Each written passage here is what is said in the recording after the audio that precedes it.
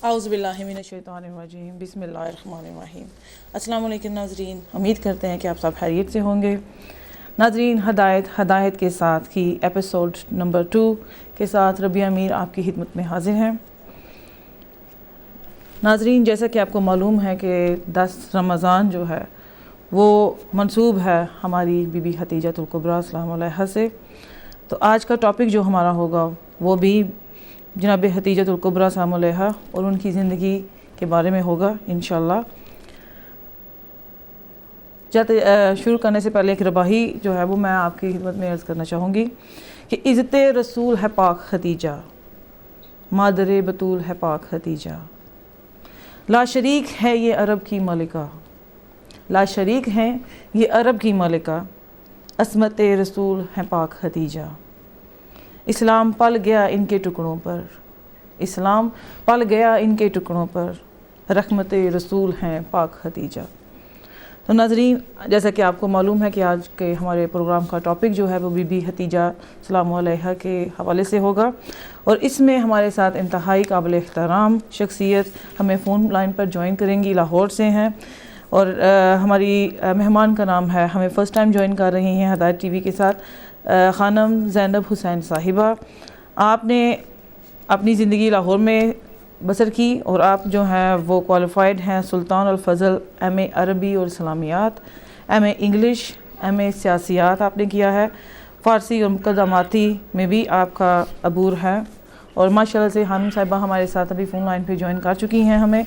तो आज हम उनसे बीबी खदीजतुल कुबरा के ज़िंदगी के हवाले से सवालात करेंगे और अपने नाज़रीन को वी होप के आगाही अच्छे से दे सकें। तो अस्सलाम वालेकुम ख़ानम साहिबा। बिस्मिल्लाह, वालेकुम अस्सलाम व रहमतुल्लाह। हेलो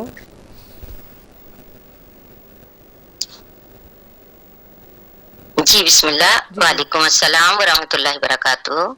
जी ख़ानम साहिबा, जैसे कि आपको मालूम है कि आज का हमारे प्रोग्राम का टॉपिक जो है वो जनाब सैयदा खदीजतुल कुबरा सलाम अलैहा के हवाले से है। तो आप हमें बीबी खदीजतुल कुबरा की तारुफ और उनकी ज़िंदगी के बारे में हमें कुछ आगाही अता फरमाएं।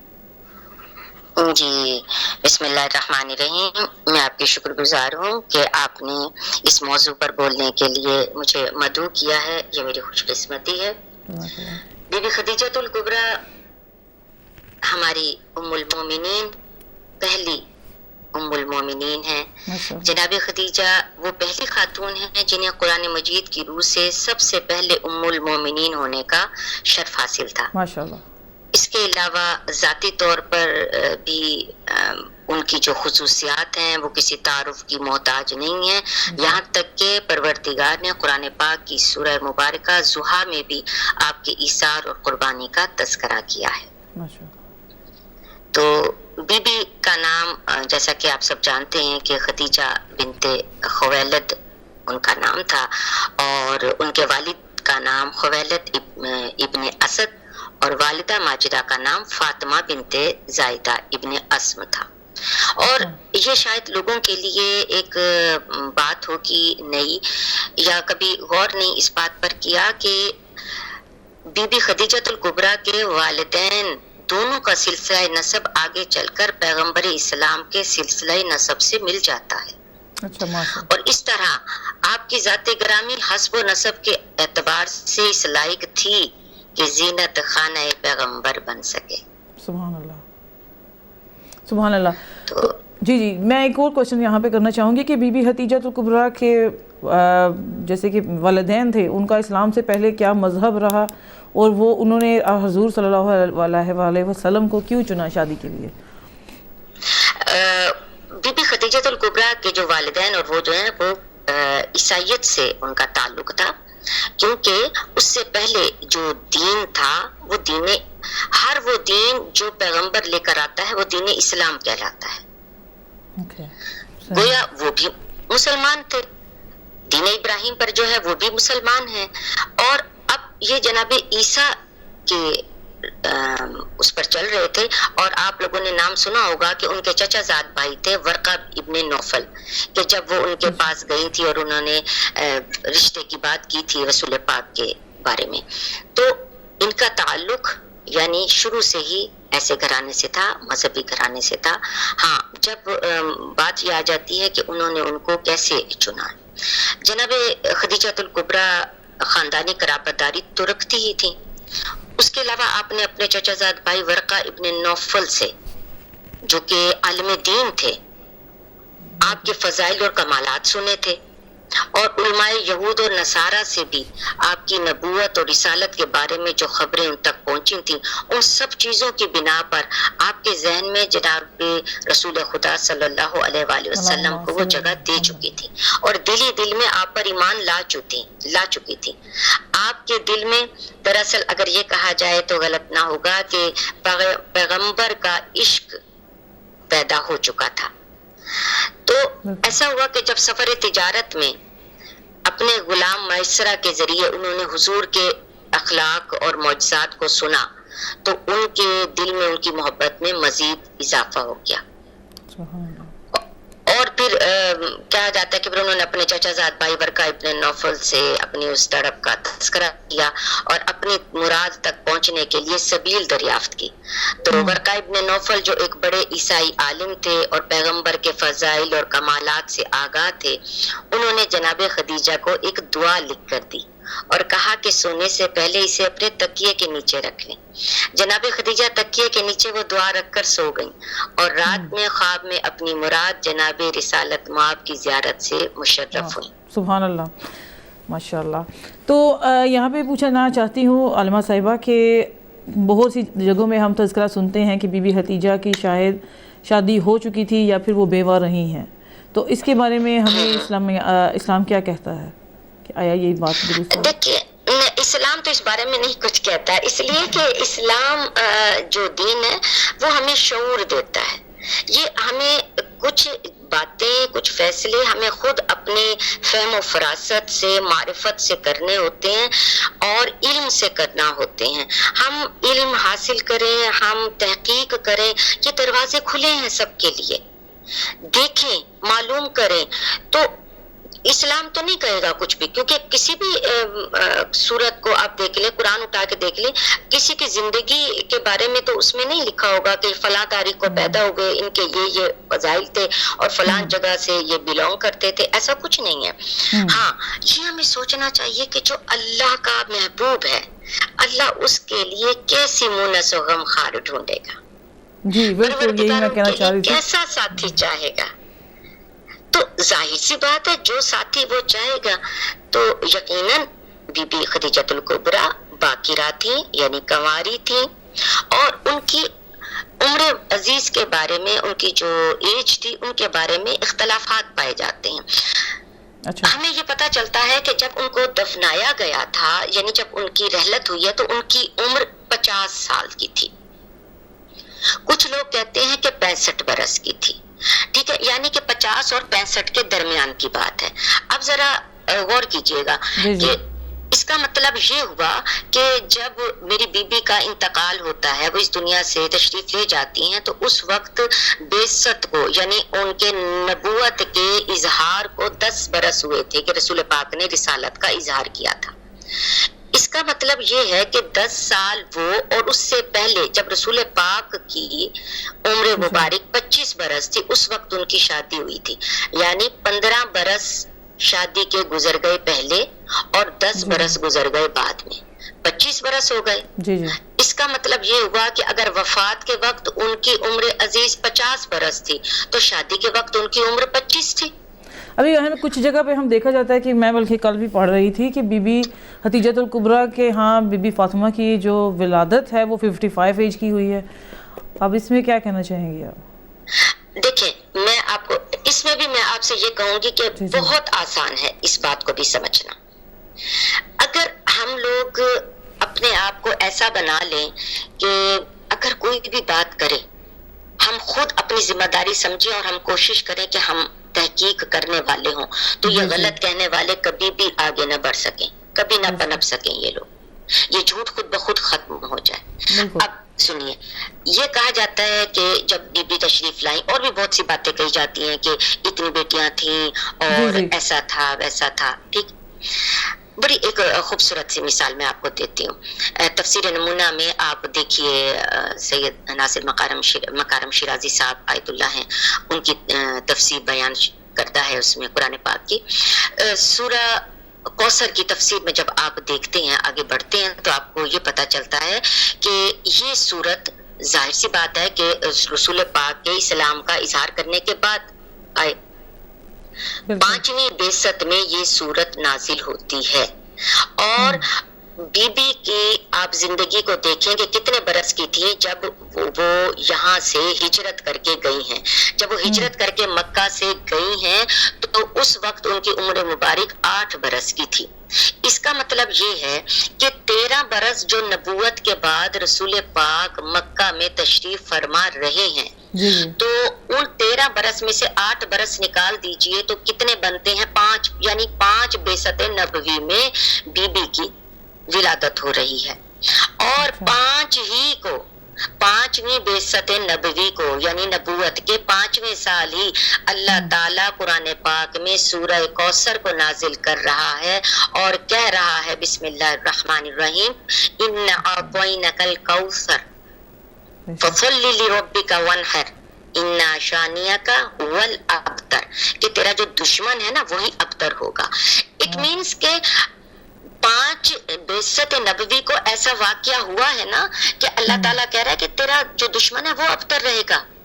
ابتری کے تانے سے بچ گئے، ابتری کا تانا ختم ہو گیا کیونکہ بی بی تشریف لے آئی. صحیح.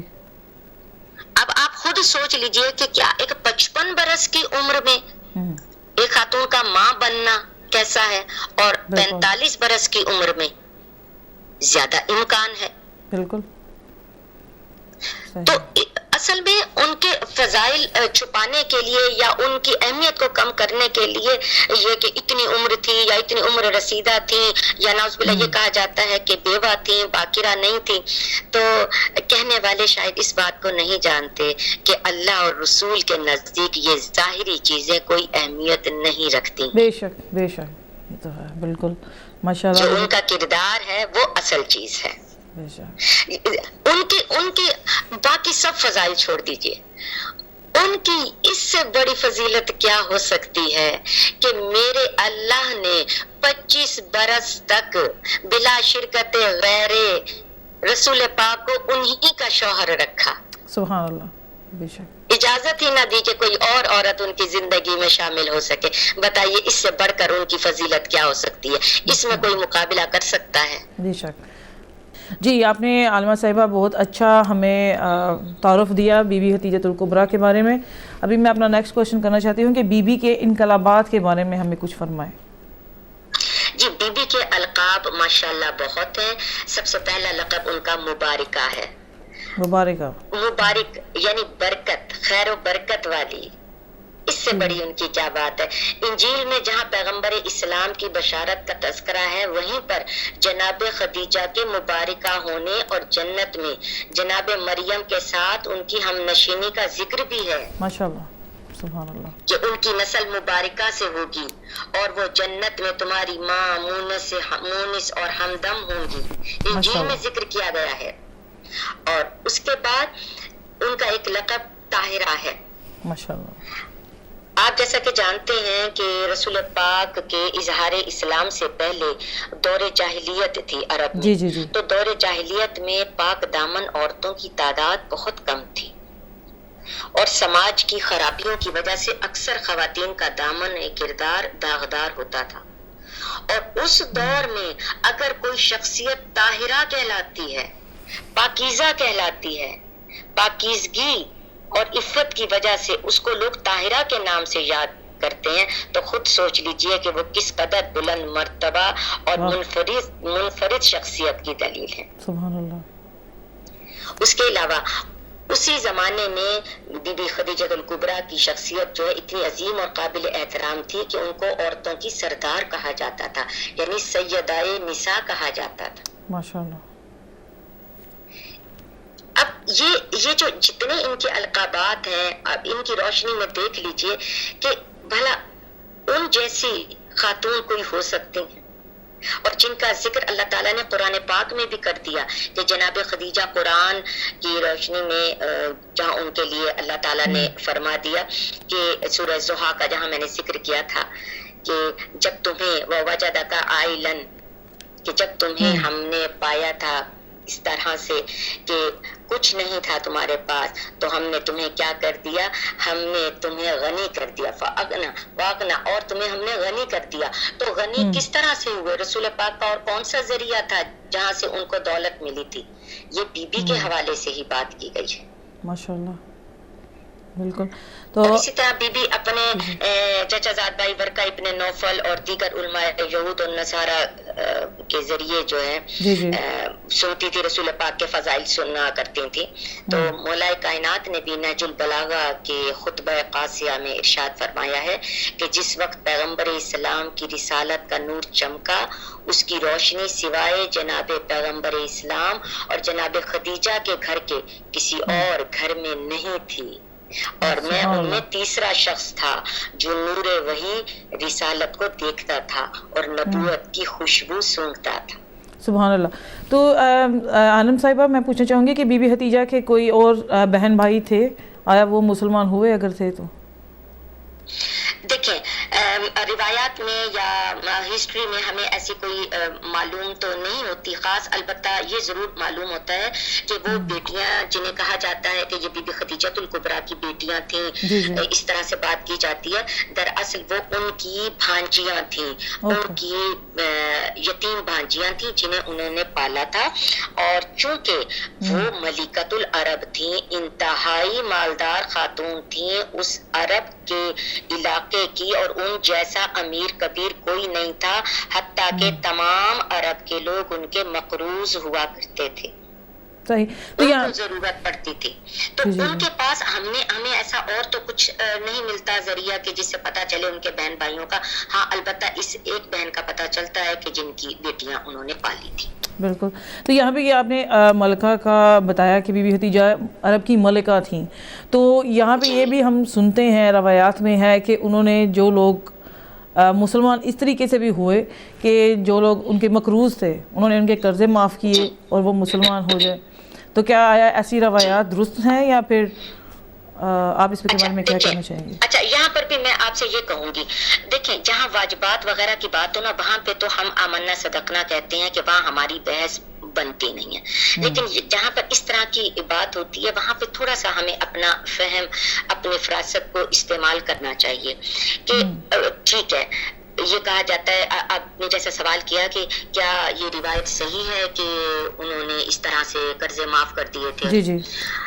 اگر ایسا صحیح نہ ہو، کوئی ہمیں اس کی نہ بھی دلیل دے، تب بھی مجھے یہ بتائیے کہ ایک خاتون جو ملکہ ہے، اس قدر امیر کبیر ہے کہ پوری ہسٹری، آپ عرب کی ہسٹری، اسلام کی ہسٹری نہیں، عرب کی ہسٹری اٹھا کر دیکھیں تو پتہ چلتا ہے مالدار لوگوں میں جن کے نام ہیں ان میں سب سے مالدار میری بی بی ہیں، اور یہی بی بی شیب ابی طالب میں قسمہ پرسی میں اپنے خاندان، اپنے سسرال کے ساتھ 3 سال گزارتی ہیں، اور اس کے بعد جب وہ واپس، وہ جب بائیکاٹ ختم ہوتا ہے اور وہ آتی ہیں تو اس وقت ان کا انتقال ہو جاتا ہے، تب ان کے پاس کچھ بھی نہیں ہوتا۔ تو مجھے بتائیے وہ دولت کہاں گئی؟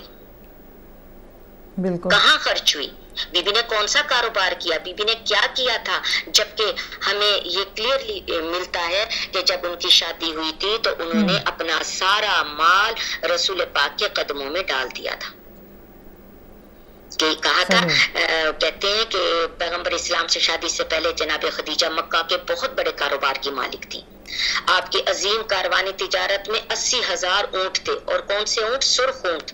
سرخ اونٹ کی کیا میں آپ کو مثال دوں، اس طرح جس طرح آج کے دور میں ایک BMW گاڑی ہوتی ہے، ایک سرخ اونٹ کی قیمت وہ ہے، اور آپ بتائیے 80,000 اونٹ تھے ان کے پاس، اور ان کے ذریعے وہ شام، یمن، مصر وغیرہ کی طرف برابر اپنا سامان تجارت بھیجا کرتی تھی۔ تو شادی کے بعد آپ نے اپنا سارا مال اور ساری دولت پیغمبر کے قدموں میں ڈال دی تاکہ اسلام کی نشو و نما کے کام آ سکے۔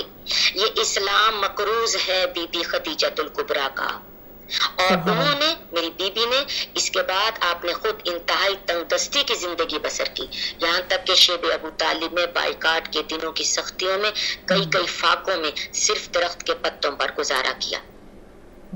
آج لاک ڈاؤن میں سارا انتظام کر کے بھی ہمارے لیے کتنا مشکل ہے گزارا کرنا، بیٹھنا، اور جو بادشاہ رہا ہو وہ فقیری کی زندگی گزارے تو اس پر کیا گزرتی ہے، اور اس کے نتیجے میں آپ کی صحت بھی خراب ہو گئی اور یہی چیز آپ کی وفات کا سبب بنی۔ قرآن مجید نے اسی ایثار اور قربانی کا قصیدہ پڑھا ہے، اور سورہ زحا میں خداوند عالم نے جناب خدیجہ کے اس عمل کو اپنا عمل قرار دیا اور کہا، 8ویں آیت ہے سورہ زحا کی، وَوَجَدَكَ عَائِلًا فَأَغْنَىٰ، ہم نے تمہیں جب بس پایا، اس طرح سے پایا، تمہارے پاس کچھ نہ تھا تو ہم نے تمہیں غنی کر دیا۔ ماشاءاللہ ماشاءاللہ۔ تو عالم صاحبہ میرا کوشچن ہے کہ بی بی خدیجہ الکبریٰ کی فضیلت قرآن کی نظر میں کیا ہے، اگر آپ اس پہ تھوڑی سی روشنی ڈالنا چاہیں تو۔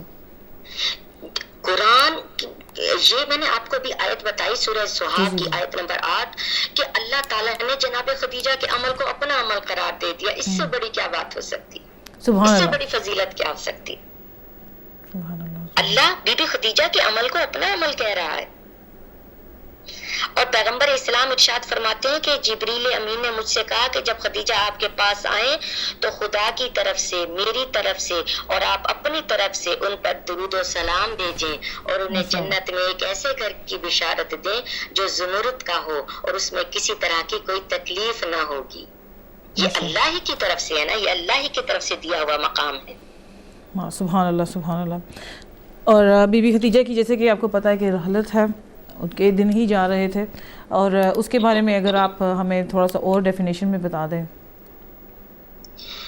جیسا کہ میں نے آپ کی خدمت میں عرض کیا کہ میری بی بی جب اس دنیا سے گئی ہیں، ابھی میں نے آپ کی خدمت میں عرض کیا کہ دیکھیں پوری دنیا میں حالات کیا ہو رہے ہیں، کس طرح سے اپنی جان بچانے کے لیے سب لوگ کس طرح سے زندگی گزارے، لاک ڈاؤن ہے۔ جی اب آپ بتائیے ذرا، اب اس وقت میں شاید اس بات کو بہت اچھے طریقے سے سمجھا جا سکے کہ بائیکاٹ تھا، بنو ہاشم کا بائیکاٹ کیا ہوا تھا، اور یہ ساری فیملی جناب ابو طالب، اس لیے وہ شیب ابی طالب کہلاتی ہے نا وہ جگہ، تو وہاں پر رسول پاک اپنے تمام عزیزوں کے ساتھ وہاں پر آ کر رہ رہے تھے۔ اس سے بھی پتہ نہیں چلتا کہ رسول کون تھا جو ان کے مشکل وقت میں ان کے ساتھ تھے، جناب ابو طالب تھے، ان کی ساری فیملی تھی، بی بی خدیجہ الکبریٰ تھی، اور بھلا کیا ثبوت چاہیے۔ اور پھر وہاں پر کہتے ہیں کہ جب یہاں پر بی بی سارے اتنا سخت وقت گزرا، 3 سال گزرے وہاں پر، اور 3 سال میں کس طرح سے کوئی شخص، کوئی وہاں سے مکہ سے چھپ چھپا کر ان کا ہمدرد آ کر اگر کوئی کچھ کھانا وغیرہ دے جاتا تو دے جاتا، نہیں تو کس طرح درختوں کے پتے کھا کھا کر ان لوگوں نے گزارا کیا۔ تو کہتے ہیں کہ جب میری بی بی کی وفات ہوتی ہے، یہ کتاب خصائص فاطمیہ میں ذکر ہوئی ہے یہ بات۔ حانم صاحبہ میں یہاں پہ یہ پوچھنا چاہوں گی کہ بی بی فاطمہ الزہرا کی ایج اس وقت کتنی ہوگی؟ دیکھیے یہ 10 کی بات ہے نا، یہ 10 کی بات ہے، 10 بعثت کی بات ہے، اور ابھی میں نے عرض کیا تھا کہ وہ 5 بعثت میں اس دنیا میں تشریف لائی تھی، بعثت نبوی تو 5 سال کی تھی اس وقت وہ یہ تشریف لائی تھی، ٹھیک ہے۔ تو اس وقت یعنی کہ وہ 5 برس کی تھی، انہوں نے اپنی زندگی کے 3 برس وہاں گزارے ہیں، یعنی 2 برس کی تھی جب وہ شیب ابی طالب میں گئی تھی بی بی فاطمہ الزہرا، اور جب وہاں سے آئیں تو پھر 5 برس کی تھی، ٹھیک ہے۔ اچھا کہتے ہیں کہ جب بی بی کی رحلت ہوئی، بی بی کو وفات ہو گئی، تو فرشتے خدا بند عالم کی طرف سے مخصوص کفن لے کر آئے، جو ایک طرف ہے عظمت بی بی فاطمہ الزہرا کا اعلان تھا، یہ خدا کی طرف سے بھیجا ہوا کفن ہے، اور دوسری طرف پیغمبر اسلام کی تسلی کا سامان تھا۔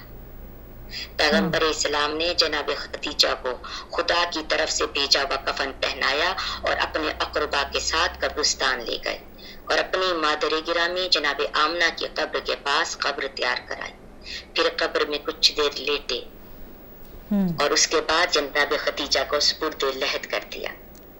تاریخ شاہد ہے کہ جب تک آپ زندہ رہے جناب خدیجہ کو برابر یاد کرتے رہے، وہ کبھی نہیں بھولے اپنی زوجہ کو، حالانکہ اس کے بعد ان کی کتنی ازواج تھیں، جی جی، اور وہ ازواج ان کو کہا بھی کرتی تھی کہ جناب آپ تو اپنی پہلی بیوی کو بھولے ہی نہیں ہیں. تو وہ ہمیشہ ان کی ایک فضیلت بیان کیا کرتے تھے کہ خدیجہ نے مجھ پر اس وقت اعتبار کیا، خدیجہ نے اس وقت مجھ پر ایمان لائی، خدیجہ نے اس وقت میرا ساتھ دیا جب کوئی میرا ساتھ دینے والا نہ تھا. بے شک، اور انہوں نے اپنی جان سے، اپنی خدمت سے، اپنی محبت سے، اپنے مال سے، ہر طرح سے رسول پاک کی خدمت کی. ماشاء اللہ. صحیح.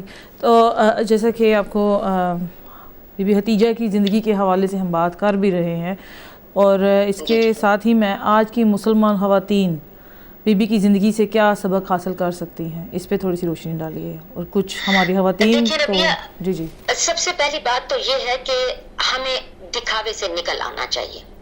جی جی، آپ میں یہ دن منا رہے ہیں، ٹھیک ہے، جی جی، یہ دن منا رہے ہیں، آپ کاہے کو یہ دن منا رہے ہیں، کس لیے منا رہے ہیں، کون ہے یہ بی بی؟ رسول پاک کی بیوی تھی، بے شک، بس اس لیے، صرف اس لیے منا رہے ہیں. رسول پاک کو کس لیے آپ ان کا بھی آپ میلاد منا لیجیے، کس لیے مناتے ہیں؟ اس لیے کہ وہ رسول تھے؟ نہیں، یہ اللہ تعالیٰ نے ہمیں پرستش کے لیے یہ ہستیاں نہیں دی ہیں، یہ شخصیات ہمیں پوجا کرنے کے لیے نہیں دی ہیں کہ ہم ان کے فضائل بیان کریں اور کہیں واہ واہ واہ وہ تو یہ تھے، وہ تھے. بھئی ان جیسا کوئی ہو ہی نہیں سکتا، اور ایسے ویسوں کا ان کے ساتھ مقابلہ کریں، اور مقابلہ کرنے کے بعد کہیں دیکھا ہمارے پیر سب سے اچھے، ہمارے سردار سب سے اچھے، ہمارے پیغمبر سب سے اچھے، اور ہماری بی بی سب سے اچھی. تو آپ کیا ہیں، میں کیا ہوں؟ ہمیں یہ دیکھنا چاہیے.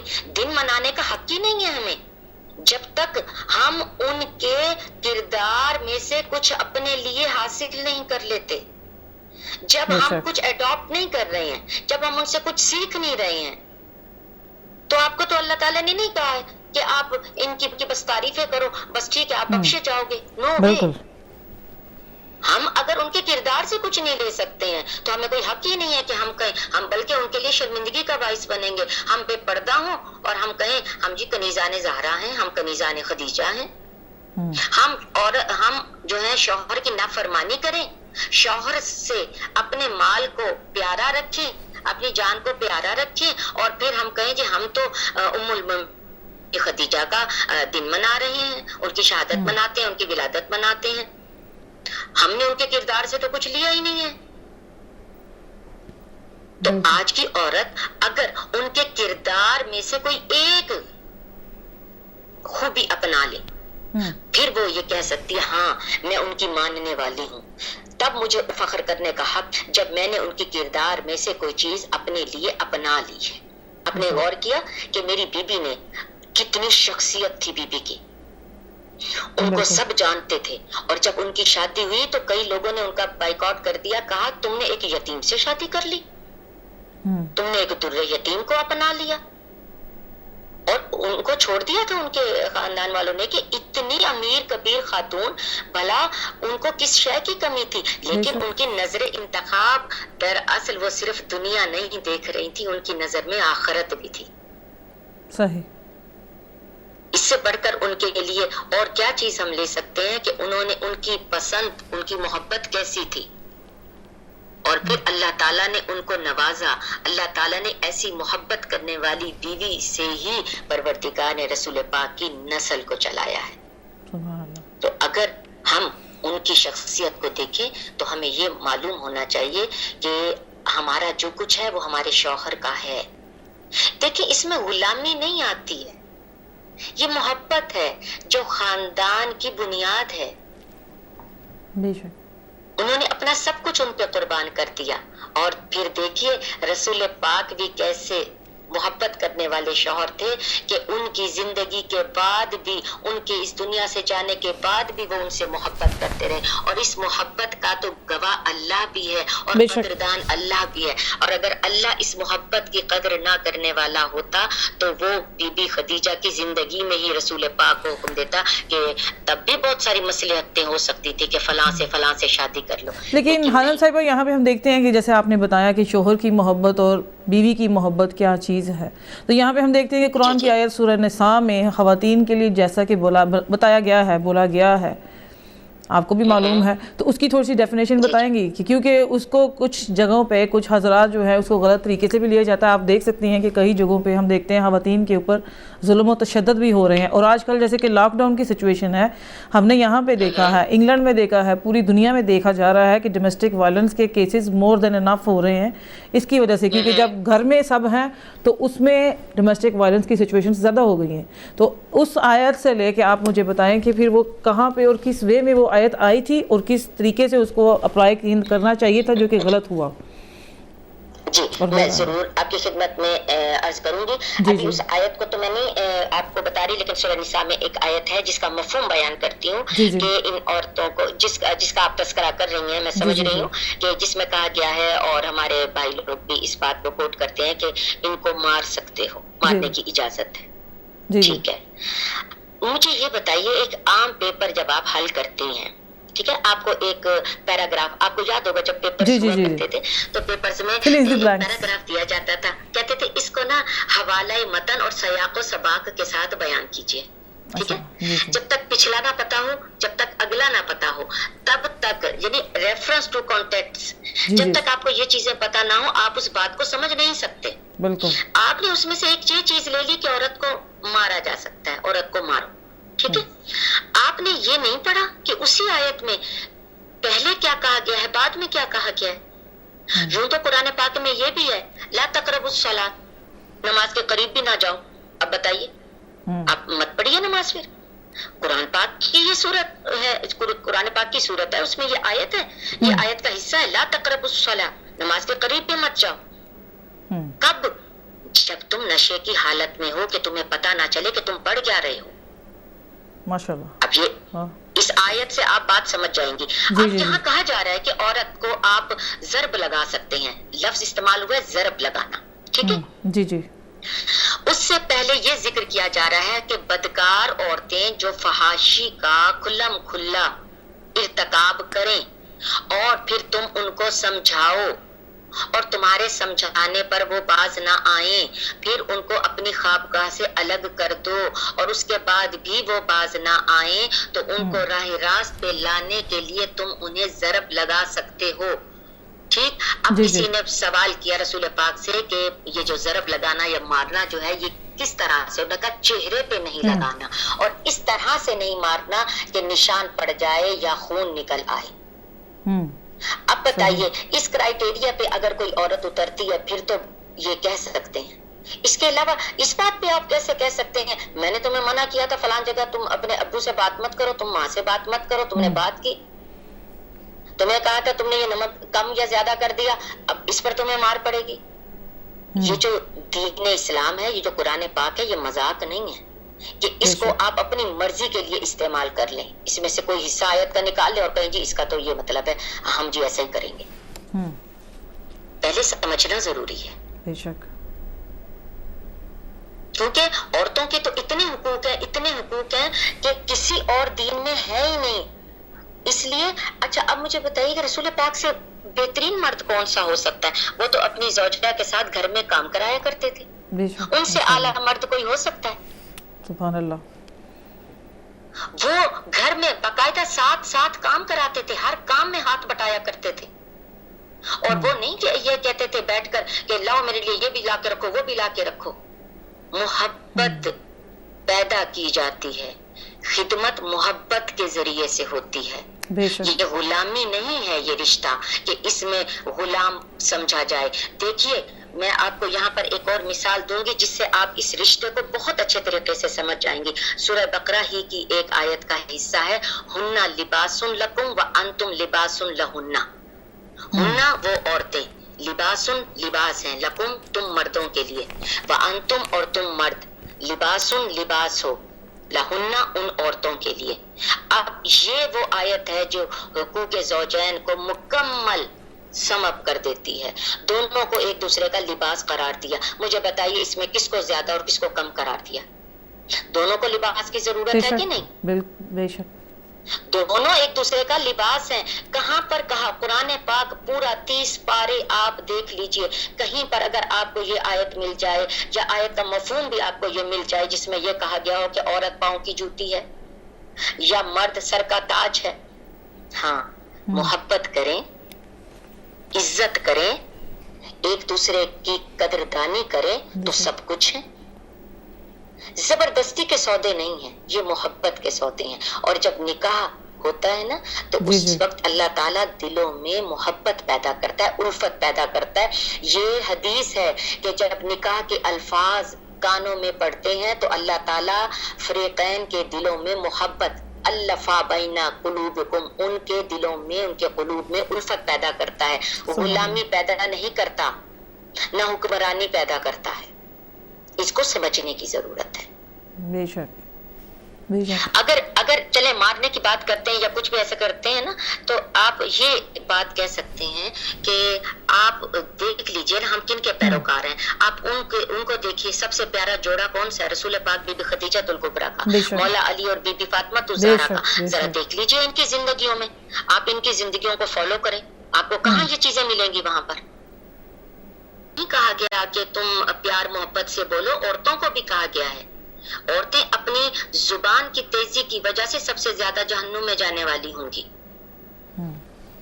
ये बात नहीं है कि मर्दों को कहा गया है कि ना इनके साथ मोहब्बत और प्यार से बोलो और औरतों को खुली छुट्टी दे दी गई है। नहीं, अल्लाह ताला ने कुरान पाक में कहा है वक़ूलु लिन्नासि हुस्ना, कॉल करो, बात करो लोगों से एहसन तरीके के साथ। हाँ, मर्द के जो हुकूक हैं वो जहां पर कहा गया है कि उनका दर्जा एक दर्जा आगे है, उसकी वजह क्या है? उसकी वजह यह है कि उनकी जिम्मेदारी ज्यादा है। आप एक ऑफिस में जॉब करते हैं, अगर आपके बॉस की जिम्मेदारी ज्यादा है, ऑब्वियसली उसका रैंक बड़ा है, इस वजह से उसकी जिम्मेदारियां, उसके इख्तियारात अल्लाह ने जिस तरह से अल्लाह ने मर्दों को ज्यादा दिए ना। आप एक ऑफिस की मिसाल ले लें तो बॉस को इख्तियारात ज्यादा मिले हुए होते हैं। क्यों? क्योंकि वो जिम्मेदार है, वो जवाबदेह है, वो सारे उसको चला रहा है ऑफिस को। इसी तरह से मर्द घर को चलाने वाला होता है, वो घर को चला रहा है, सरबराह है घर का, अल्लाह की तरफ से मुकर्रर करता है। तो इसलिए उसको इख्तियार ज्यादा दिया गया है। इख्तियार ज्यादा क्यों दिया गया है? इसलिए उसका दर्जा, क्योंकि उसने निगरानी करनी है, उसने निगरानी करनी है, वो हिफाजत करने वाला है।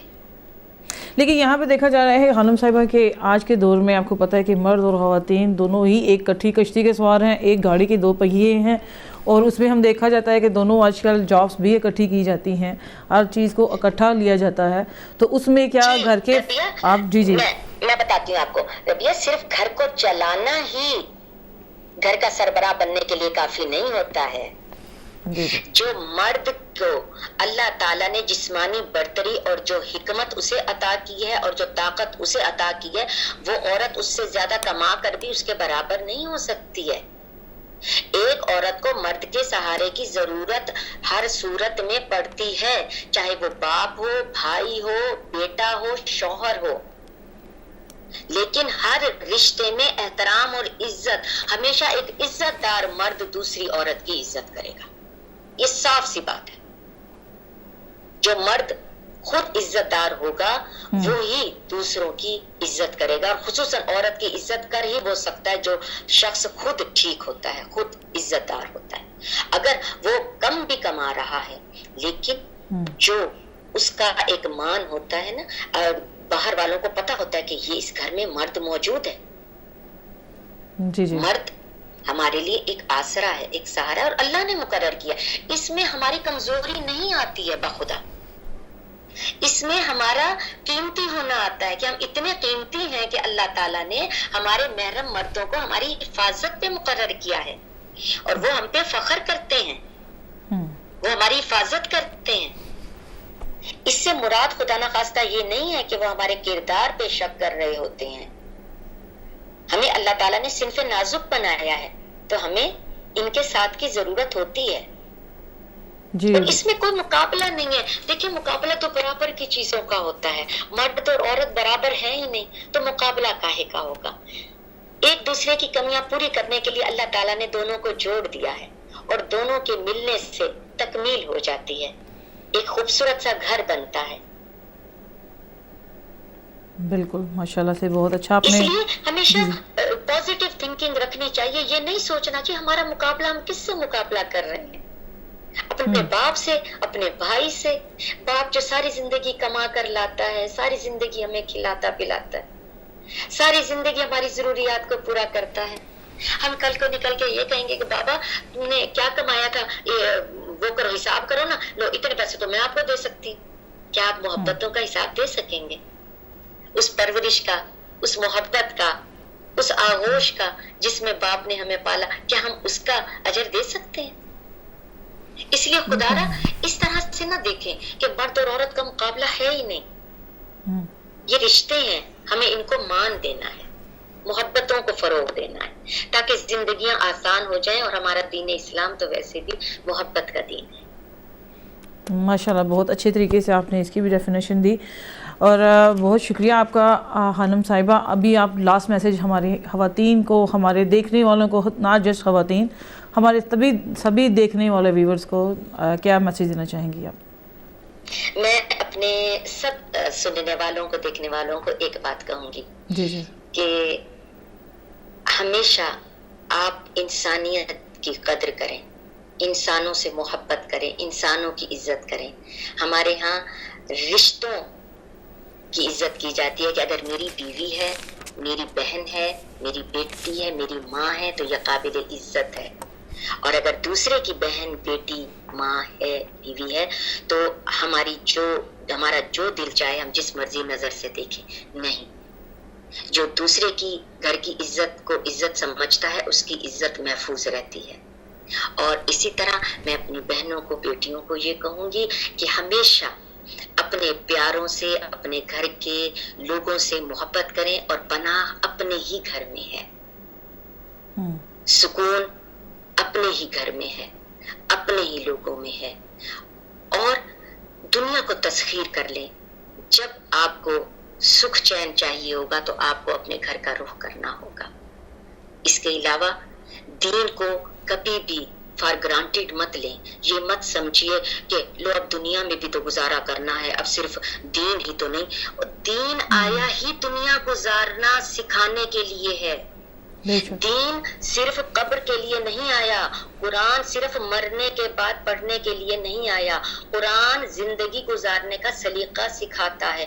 خدارا جتنے پیسے اور جتنا وقت آپ دنیاوی تعلیم پہ لگاتے ہیں اس کا 10واں حصہ بھی دینی تعلیم کو حاصل کرنے پہ لگائیں تو ہمارے معاشرے میں اس قدر خوبصورتی پیدا ہو جائے گی کہ ہم خود حیران رہ جائیں گے اور ہم اللہ کے شکر گزار ہوں گے۔ پروردگار ہمیں مولا امام زمانہ علیہ السلام کے سامنے سرخرو کرے اور ہمیں ان کا لشکری بننے کی توفیق عطا فرمائے، اور ہمیں اتنی توفیق دے کہ ہم اپنی اولاد کی تربیت اس طرح کر سکیں کہ وہ امام زمانہ کے سپاہی بنے۔ ماشاءاللہ بہت اچھا آپ نے خانم صاحبہ آپ کے حوالے سے آج کے ٹاپک کو آپ نے بہت ہی اچھے طریقے سے ڈیفینیشن اس کی، اور ناظرین امید کرتے ہیں آپ کو ہمارا یہ پروگرام اچھا لگا ہوگا۔